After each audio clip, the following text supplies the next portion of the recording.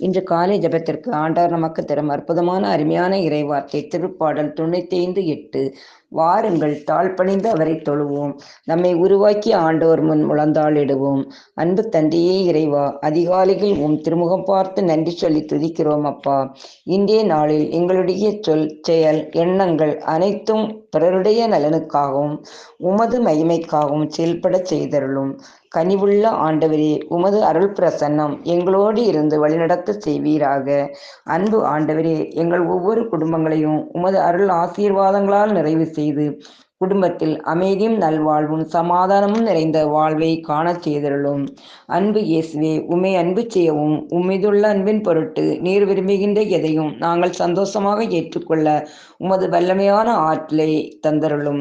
இந்த நாள் முழுவதும் எங்களோடு இருந்து வழிநடத்த வேண்டுமென்று ஆண்டவர் இயேசு கிறிஸ்து வழியாக உம்மை மன்றாடுகிறோம். ஆமேன், ஆமேன்.